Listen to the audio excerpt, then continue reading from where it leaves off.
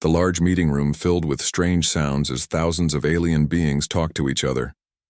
Their translation devices worked hard to help different species understand one another. These creatures had never known real war, and they lived in peace across the galaxy. Ambassador Jake Martinez fixed his simple blue suit and smiled at all the delegates around him. His brown eyes showed kindness in the way that most alien species found nice, even if they thought it was a bit simple. The humans had been part of the galactic community for exactly 7 years now. A Zenthari scout ship had found their small, blue-green world, and everything changed for both sides. The other species had put humans in the Class C group. This meant they could barely travel between stars. They liked to talk things out instead of fight, and they seemed peaceful compared to the warrior races that had caused trouble for thousands of years before the Great Peace came to the galaxy. Council. Chairman Vex Thule stood tall like a living crystal tower. He came from the Cornus system and had 6 arms that moved as he talked. He pointed one arm toward the human group.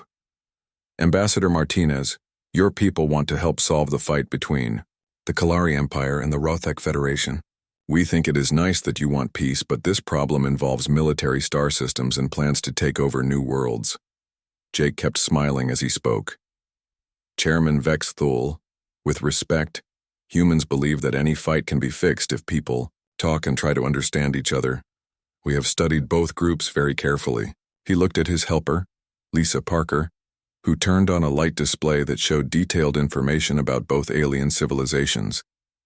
The Council did not know something important.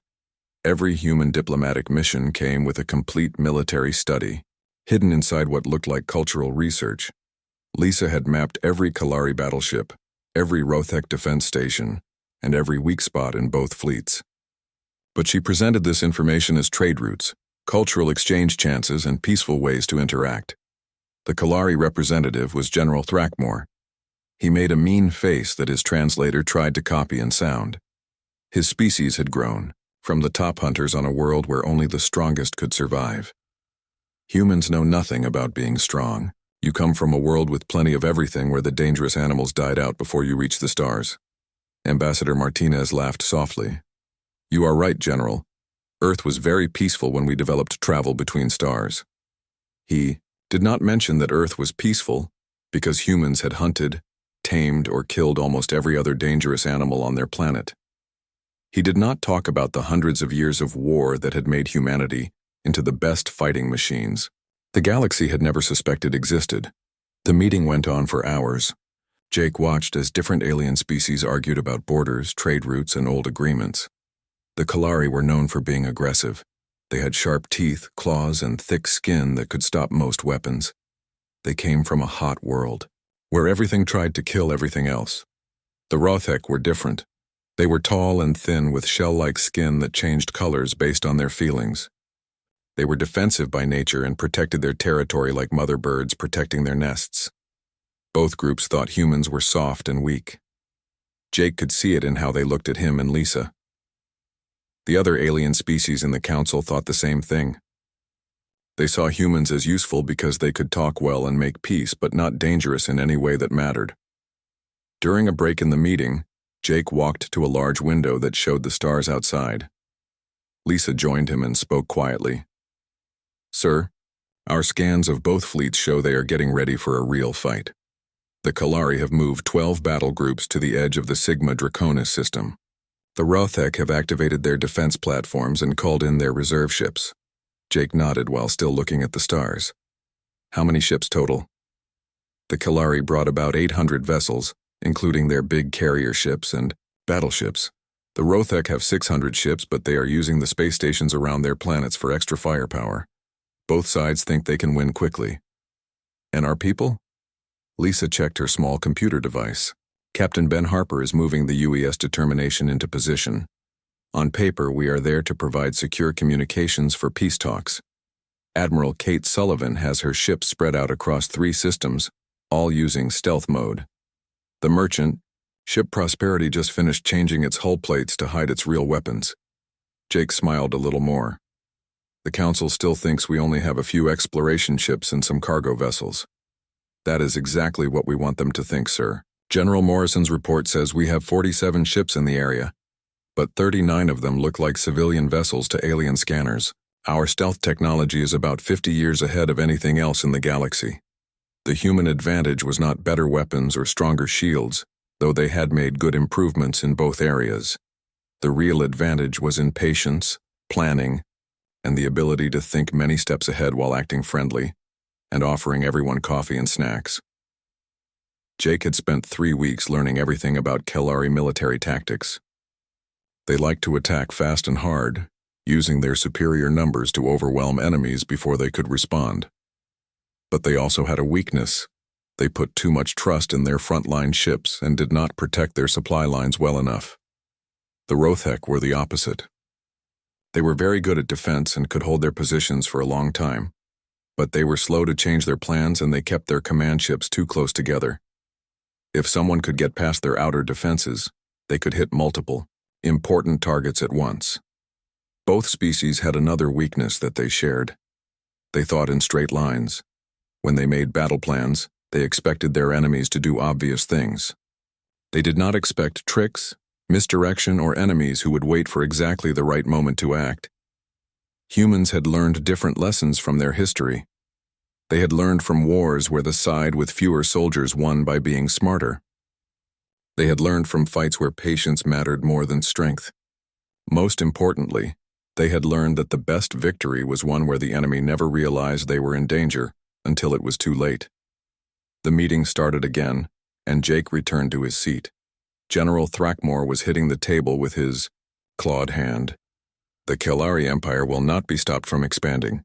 If the Rothek will not move aside, we will take the system by force. The Rothek delegate, Prime Matriarch Zilnara, stood up to her full 8-foot height. Her shell skin changed to bright red, which meant she was angry and ready to fight. Let them come. The Federation has defended these worlds for 1,000 years. Other council members started talking at once. Some wanted to send peacekeeping forces. Others thought they should let the two sides fight it out.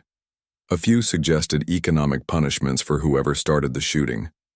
Jake stood up slowly. His calm face had not changed through all the arguing. Friends, surely we can find a way that gives both sides what they really want. Both alien leaders turned to look at him with expressions that clearly showed they thought he was stupid. The human was about to prove once again that his species simply did not understand how power worked in the real galaxy. But Jake Martinez was not stupid, and he understood power very well. He just understood it in a way that no one else in the room could imagine. In 3 days, both the Kelari Empire and the Rothek Federation would learn what humanity really was. The galaxy would never look at humans the same way again. 3 weeks had passed since the first meeting, and nothing had gotten better. The talks between the Kelari Empire and the Rothek Federation had reached a dead end. Both sides refused to give up their claims to the Sigma Draconis system. The Kelari wanted it for military bases to expand their territory. The Rothek said it was their ancient breeding ground where their ancestors had lived for thousands of years. Jake Martinez stood in the viewing area of the neutral space station that circled around Sigma Draconis 7th. Through the large window, he could see 2 massive fleets facing each other across empty space. The ships looked like angry metal beasts ready to fight. The tension was so thick it felt like the air itself might explode. Captain Ben Harper walked up beside him. Harper commanded the UES Determination, which had arrived 3 days ago. The ship was supposed to provide secure communications for the peace talks, but Jake knew it was much more than that. Harper was a good soldier who had served in the Earth Defense Force for 15 years before taking his current assignment. "Sir," Harper said quietly, making sure no alien listening devices could pick up his words. "Both fleets are exactly where our computers said they would be. The Kelari have put their biggest ships in front to protect their aircraft carriers, but they left their supply ships in the back with only light protection.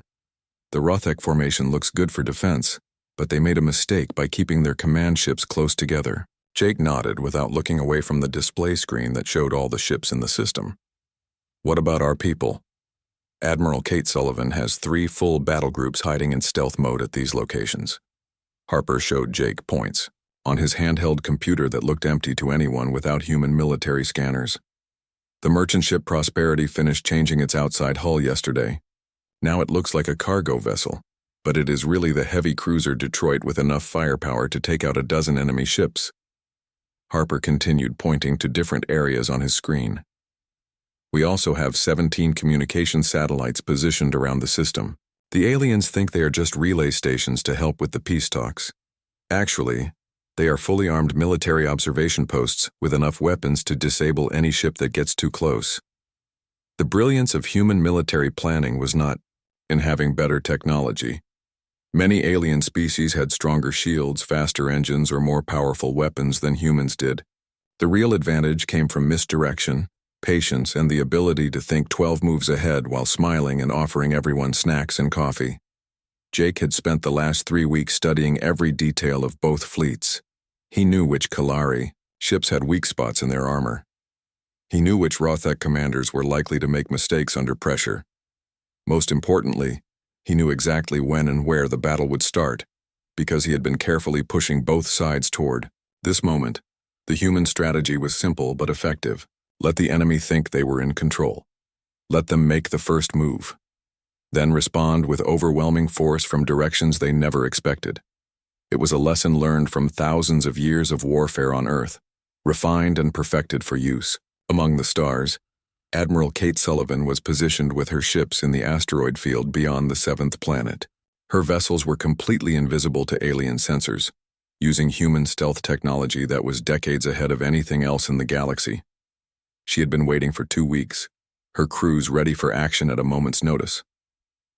The UES Montana, Sullivan's flagship, was a masterpiece of human engineering. From the outside, it looked like most other human ships, clean and simple without obvious weapons. But hidden beneath its hull were enough missiles, energy cannons, and defensive systems to take on a fleet 10 times its size. More importantly, it carried the most advanced electronic warfare equipment humanity had ever built. In the main meeting room of the space station, General Thrackmore was getting more angry by the hour. His translator was working hard to change his growls and roars into words that other species could understand. The Kellari Empire has been patient long enough. We have offered the Rothek many chances to share the system peacefully. They refuse every reasonable proposal. Prime Matriarch Zilnara's shell skin was bright red with anger. Reasonable? You call giving up our most sacred worlds reasonable? The Federation will never abandon the places where our children are born and our elders go to die. Jake sat between them, still calm and pleasant. Perhaps we could arrange a joint colonization project. Both species could benefit from the system's resources while respecting each other's cultural needs. Both aliens looked at him like he had said something incredibly stupid. General Thrackmore's voice was full of scorn. Human, you do not understand how the galaxy works. Some problems cannot be solved with talking and sharing. Sometimes strength is the only language that matters. The general is right about one thing, said Zilnara. Some things are worth fighting for. The Rothek have protected their territory for 1,000 years. We will not stop now just because the Kalari have decided they want what is ours. Jake nodded thoughtfully. I understand that both sides feel strongly about this, but surely there must be some way to avoid bloodshed. War is such a terrible waste. What the aliens did not know was that Jake had been recording every word of these meetings. Human psychologists and military analysts on Earth had studied the recordings and created detailed personality profiles of both leaders. They knew exactly what buttons to push to make each side more stubborn and unwilling to compromise. The goal was not to start a war for its own sake. The goal was to create a situation where humanity could demonstrate its true capabilities to the entire galaxy. For 7 years, humans had been seen as weak but useful diplomats. That image served its purpose, but now it was time for a change. Lisa. Parker entered the room and whispered something in Jake's ear. He nodded and stood up. I am sorry, but I need to take an urgent message from Earth. Could we perhaps take a short break? As soon as Jake left the room, both alien leaders began talking to their military commanders through encrypted communications. Neither side trusted the other, and both were making final preparations for battle. General Thrackmore contacted Admiral Zektar, commander of the Kalari fleet. Admiral, the talks are going nowhere. The Rothek will not listen to reason. Prepare for immediate attack as soon as I give the order. Meanwhile, Zilnara was speaking with Fleet Commander Morgoth of the Rothek forces. Commander, the Kalari are planning to attack. I can see it in their eyes. All defensive positions must be ready within the hour. In another part of the station, Jake was actually talking to Admiral Sullivan through a secure channel that the aliens could not detect or break into. Admiral, both sides are moving to combat readiness. Kalari ships are changing formation for attack. Rothek vessels are powering up their weapons systems. Sullivan's voice came through clearly from her hidden position. Understood, Ambassador. All human forces are in position and ready to execute Operation Shepherd on your command. We have complete tactical superiority, but the enemy does not know we exist. How long until they start shooting at each other? Based on their current movements and communication patterns, I estimate 6 hours and 23 minutes. Both sides are waiting for the right moment to claim the other side attacked first. Jake smiled. Perfect. That gives us plenty of time to make sure everything goes exactly according to plan. The next few hours would change the galaxy forever. 2 alien civilizations were about to learn that the friendly, peaceful humans they had been talking to for weeks were actually the most dangerous predators in known space. The lesson would be swift, decisive, and completely unforgettable. The battle began at exactly 800 Standard Galactic Time, just as Ambassador Martinez had predicted it would. Both fleets opened fire at the same moment, their massive weapons lighting up the dark space between worlds with brilliant flashes of energy and explosions. The Galactic Council watched in horror from their emergency meeting chambers as the first war between star systems in 200 years erupted across their viewing screens. What they did not see was Admiral Kate Sullivan receiving her orders on the bridge of the UES Montana. Her ship was hidden in the shadow of an asteroid field exactly 2.7 light minutes away from the battle zone. The bridge was quiet and professional, with crew members working at their stations with calm efficiency that came from years of training. Admiral, came Jake Martinez's voice over the secure communication channel that no alien technology could detect or break into. Both fleets are fully engaged in combat. Kalari casualties are at 12% and climbing. Rothek defensive platforms are at 60% effectiveness and falling fast. Kate nodded to her tactical officer, Commander Ryan Lewis. He was a thin man with sharp eyes who had graduated at the top of his class from the Earth Military Academy. Ryan, begin Operation Shepherd. Yes, ma'am. All units, this is command. Execute Operation Shepherd. Repeat. Execute Operation Shepherd. Across the star system, 17 human ships that had been pretending to be various civilian vessels suddenly dropped their disguises. The transformation was amazing to watch. The merchant ship Prosperity unfolded like a mechanical flower, revealing itself to be the heavy cruiser Detroit with enough firepower to destroy a small moon. Communication satellites that had been floating peacefully in space revealed themselves as fully armed battle platforms bristling with weapons and defensive systems. Transport vessels became destroyers. Cargo ships turned into frigates. Even small courier boats opened hidden weapon bays and powered up military-grade engines. In less than 3 minutes, what had appeared to be a small collection of harmless civilian craft became a formidable battle fleet. But the real surprise came from seemingly empty space itself. Admiral Sullivan's stealth fleet materialized between the 2 warring alien factions like ghosts suddenly becoming solid and real. The human ships appeared without warning, their advanced cloaking systems dropping away to reveal vessels that were sleek, deadly, and completely unknown to galactic military databases. The human ships did not fire immediately. Instead, they did something that stunned both sides into complete silence. They began systematically disabling specific targets on both fleets with surgical precision that seemed impossible. They were not trying to destroy the alien ships. They were disabling them with the skill of a master surgeon using a scalpel. Kalari, dreadnoughts found their engines offline but their life support systems working perfectly. Rothek command ships discovered their weapon systems frozen, but their communications still functional. One by one, the most important ships in both fleets found themselves completely helpless, unable to fight but unharmed. The human weapons were unlike anything the galaxy had ever seen. Instead of the crude energy blasts and explosive missiles that most species used, human ships fired precisely targeted electromagnetic pulses that could shut down specific systems without damaging others. They used gravitational beam weapons that could grab enemy ships and hold them in place. Most impressive of all, they seemed to know exactly which systems to target on each alien vessel. Within 17 minutes and 32 seconds, both fleets found themselves completely helpless, surrounded by human vessels that had appeared as if from nowhere and demonstrated technological superiority that no one had suspected existed. General Thrackmore's voice crackled over the emergency communication, frequencies filled with shock and disbelief. Impossible. The humans have no military fleet. They are diplomats and traders. Where did these ships come from? Admiral Sullivan opened a communication channel to both fleets. Her voice was calm, professional, and absolutely terrifying in its matter-of-fact tone. She spoke like someone discussing the weather, not someone who had just disabled two of the most powerful military forces in the galaxy.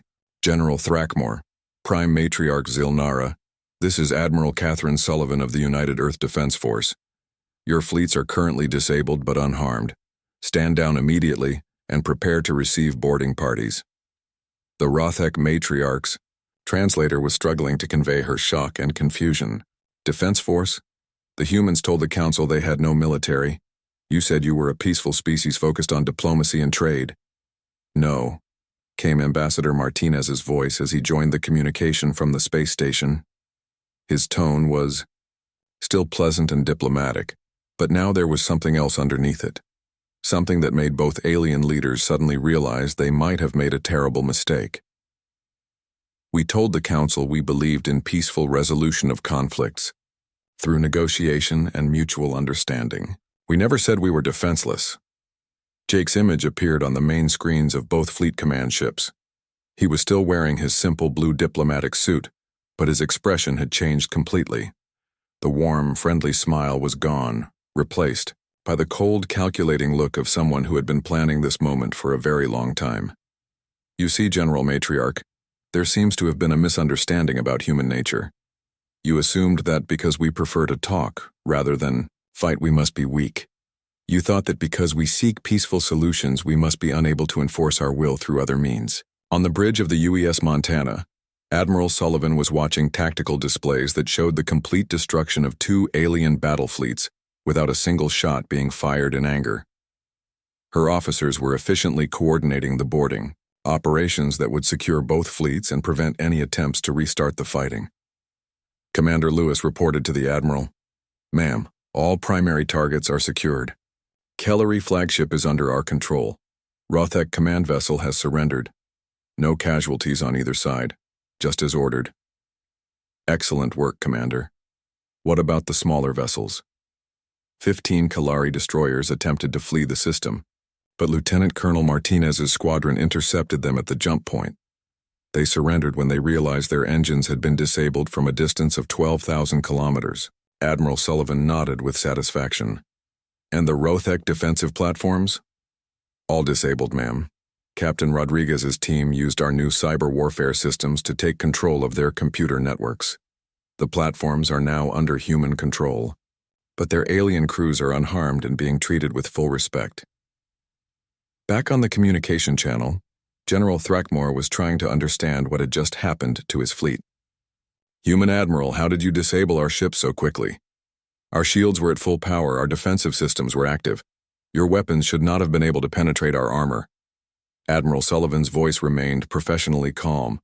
"General, your shields and armor are designed to stop the kind of weapons that most galactic civilizations use. Energy blasts, kinetic projectiles, plasma charges. You are not prepared for electromagnetic pulse weapons, gravitational manipulators, or quantum disruption fields." Prime Matriarch Zilnara asked the question that both alien leaders were thinking. Where did humans learn to build such advanced weapons?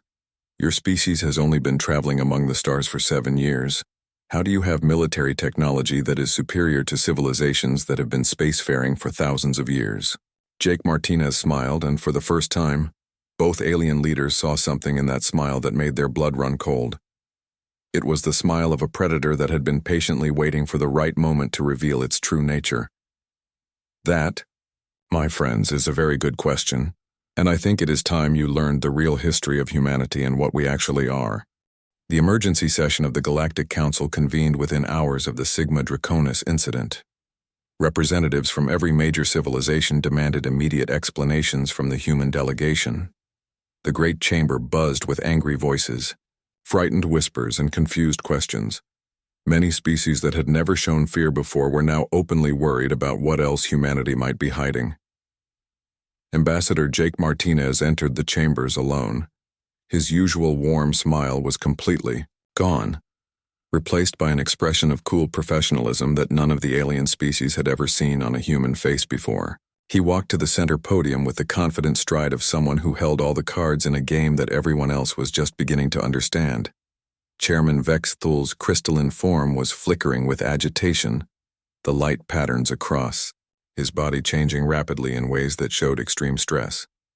Ambassador Martinez, explain immediately how your species managed to deploy a full military fleet without the Council's knowledge. Our most advanced sensors detected no human military vessels in the Sigma Draconis system before today. Jake stood at the podium looking out at the hundreds of alien faces staring at him, with expressions ranging from anger to fear to complete bewilderment. When he spoke, his voice was calm and steady, but it carried an authority that made every being in the chamber listen carefully. Chairman, honorable members of the Council, you never asked if we had military capabilities. You made assumptions about our nature based on limited observations and incomplete data. You assumed we were peaceful because we chose to pursue diplomatic solutions first. The Zenthari representative, Senator Colmar, leaned forward on his long, serpentine frame. His species was known for being careful and thorough in their research. Your species submitted to complete genetic and psychological evaluation when you joined the Council 7 years ago. The results clearly showed you were non-aggressive herbivores from a peaceful world with no history of major conflicts. Jake's expression did not change, but something in his eyes became harder. That is where you made your first and most important mistake, Senator. You tested modern humans who lived in cities, worked as politicians and scientists, and had grown up in a time of peace and plenty. You never thought to dig deeper into our history or understand what we evolved from. A large holographic display activated behind him, showing Earth's timeline stretching back millions of years. The images showed prehistoric landscapes, early human ancestors, and the gradual development of human civilization. But these were not the peaceful scenes that most galactic species associated with human evolution. Humans did not evolve as prey animals hiding from predators. We did not develop as peaceful herbivores grazing in safe meadows. We evolved as persistence hunters on a world that was full of apex predators, extreme weather, and constant danger. Do you know what happened to those other apex predators that shared our world, Chairman? The chamber fell completely silent. Even the translation devices seemed to pause as if they too were waiting for the answer.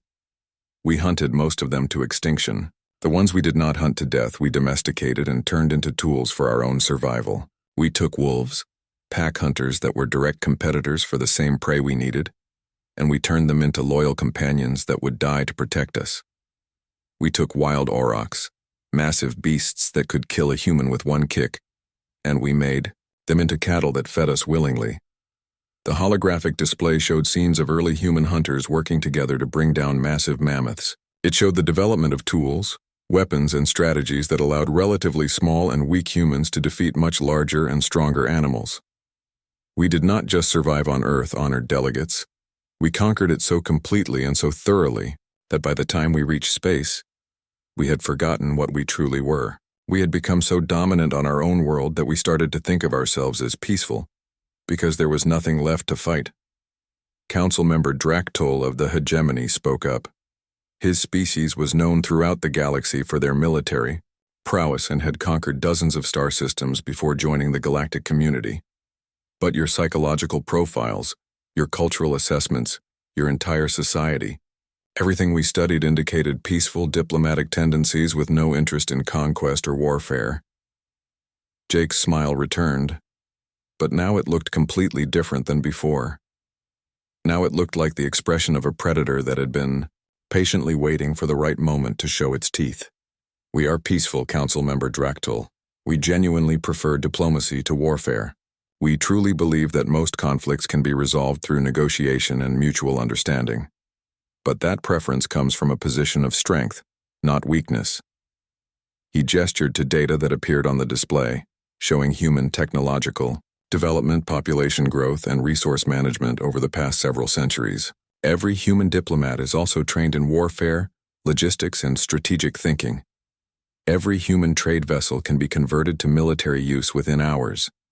Every human communications satellite can become a weapons platform. Every human world has the industrial capacity to build a battle fleet. The alien delegates began talking among themselves in worried voices. Many species were realizing that they had completely misunderstood the nature of the beings they had been dealing with for 7 years. You see, the human approach to galactic relations has always been based on a simple principle. We study our potential opponents completely.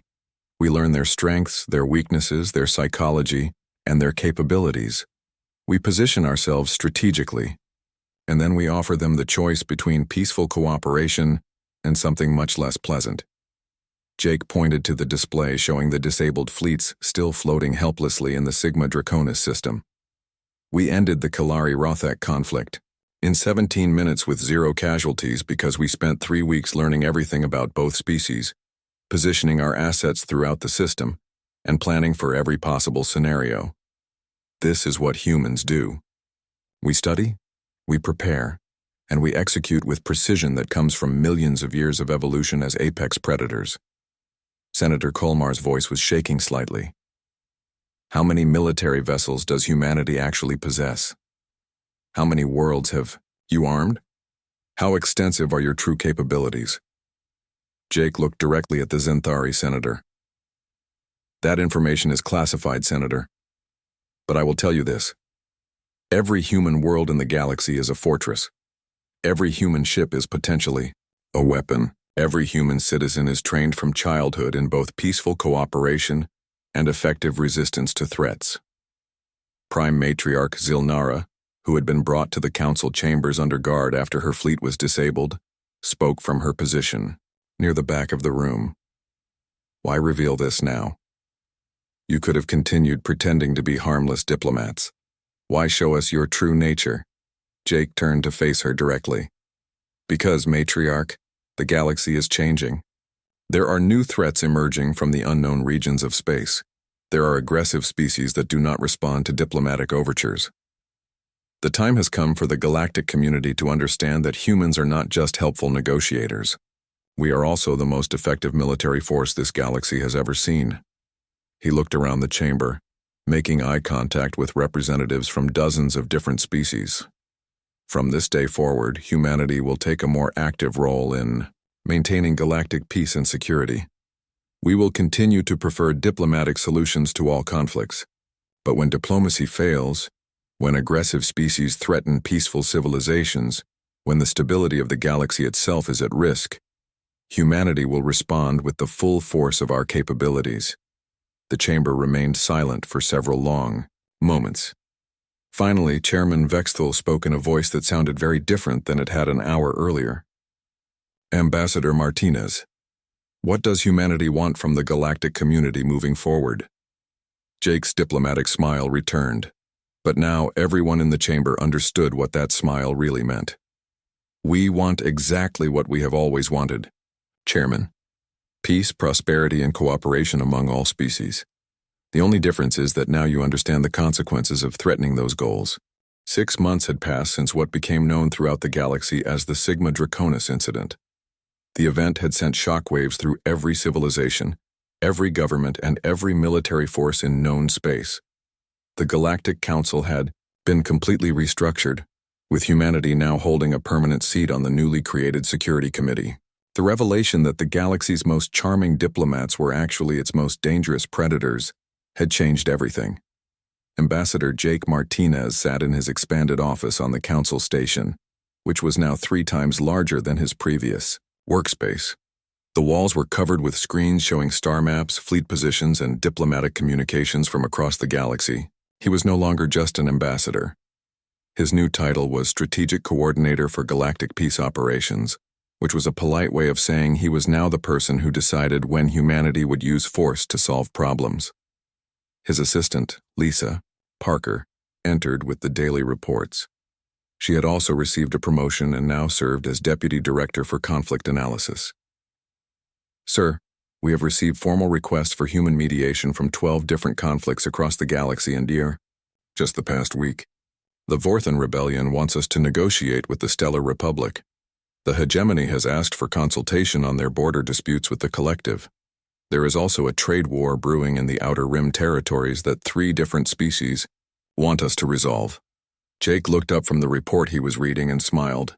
It was the same warm, friendly smile he had always used, but now everyone who saw it understood what it really meant. Schedule meetings with all of them, Lisa. Make sure Admiral Sullivan has complete strategic assessments prepared for each region. Also coordinate with Captain Dan Rodriguez on positioning our merchant fleet appropriately. Already done, sir. The Admiral wanted me to remind you that our newest diplomatic vessel, the Harmony, finished its final tests yesterday. It looks like a luxury passenger ship from the outside, but it is actually a fully equipped dreadnought with the most advanced stealth systems and weapons in the galaxy. Excellent. Any word from Earth Command about the new recruits? Lisa checked her computer tablet. The latest class of diplomatic trainees graduated last week. All of them scored in the top 10% for both negotiation skills and tactical warfare simulation. Director Amanda Foster sends her congratulations and says they are ready for assignment to their first diplomatic missions. Jake nodded with approval. The human approach to galactic diplomacy had changed significantly since the revelation. Every human diplomat was now explicitly trained as both a peacemaker and a military strategist. The galaxy had learned that humans could end wars in 2 ways. They could negotiate brilliant, peaceful solutions that left everyone happy, or they could use overwhelming tactical superiority to force a resolution. Most species now strongly preferred the first option. The communication system chimed softly, indicating an incoming priority message. Chairman Vexthal appeared on the holographic display. His crystalline form looked nervous, which was unusual for a being who had led the Galactic Council for over 50 years. Ambassador Martinez, I hope this message finds you well. The Council has received very disturbing reports about a new aggressive species that has emerged from the unknown regions beyond the galactic rim. They call themselves the Drakthani, and they have already conquered 4 star systems in the past 2 months. They show absolutely no interest in diplomatic contact and have destroyed every ship we have sent to communicate with them. Jake leaned back in his chair, his expression thoughtful. Tell me more about their capabilities, Chairman. Our intelligence reports indicate they possess technology that is equal to or possibly superior to most galactic civilizations. Their ships are fast, heavily armed, and seem to be designed purely for warfare. Most concerning of all, they appear to practice what our xenobiologists call total conquest. They do not just defeat enemy forces, they completely destroy all infrastructure, enslave surviving populations, and strip worlds of all useful resources. Have they made any demands or stated their intentions? None whatsoever. They simply attack without warning, destroy everything that resists them, and move on to the next target. Based on their current trajectory, they will reach the core worlds of the hegemony within 6 months. If they are not stopped, they could threaten the entire galactic civilization. Jake was quiet for a moment, processing the information. A new species that conquered everything in its path and showed no interest in negotiation was exactly the kind of threat that humanity had been preparing for. Chairman, the Council was wondering if humanity might be interested in making first contact with this new species. The Council believes that your species' unique combination of diplomatic skill and strategic capability might be ideally suited to resolving the situation. We understand that this is a significant request, but the threat to galactic peace and stability is unprecedented. Jake's smile widened slightly. Chairman, we would be honored to help. I will have a team assembled within the week. Please send all available intelligence reports on the Drakthani to my office immediately. Thank you, Ambassador. The entire galaxy is in your debt. As the communication closed, Jake turned to Lisa.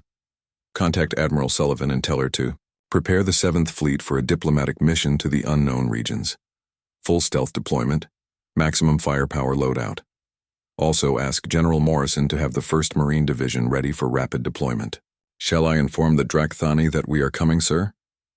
Jake Martinez leaned back in his chair, his expression becoming thoughtful and somewhat predatory. No, Lisa. I think this time we will let them discover what the rest of the galaxy learned 6 months ago. The most dangerous predators in the universe are the ones who prefer to talk first, but are perfectly capable of doing something much more decisive when talking fails. He stood up and walked to the large window that showed the stars beyond the station. Send a message to Earth Command. Tell them that humanity is about to make contact with a species that only understands force. Request authorization for Operation Final Diplomacy. Sir, what exactly is Operation Final Diplomacy? It is what happens when humanity encounters a species that cannot be reasoned with, cannot be negotiated with, and poses a threat to the peaceful civilizations we have sworn to protect. The Drakthani are about to learn that there is something much more dangerous than an aggressive conquering species. What is that, sir? Jake turned back to Lisa with a smile that would have terrified anyone who truly understood its meaning. A patient predator that has been pretending to be harmless while studying every possible way to destroy you. Outside the window, Earth's blue marble hung in the darkness of space, looking peaceful and beautiful.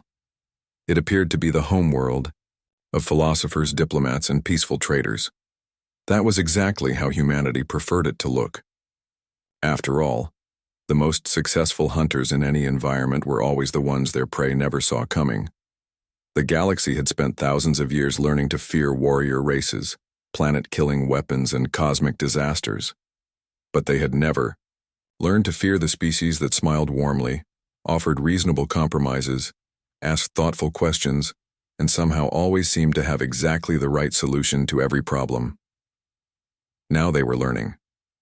The Drakthani were about to learn as well. And after them, any other aggressive species that threatened the peace would discover the same lesson that was becoming known throughout the stars. Humans were not the galaxy's diplomats because they were weak. They were diplomats because they were so overwhelmingly strong that they preferred to give everyone else a chance to surrender peacefully before demonstrating what they were truly capable of doing.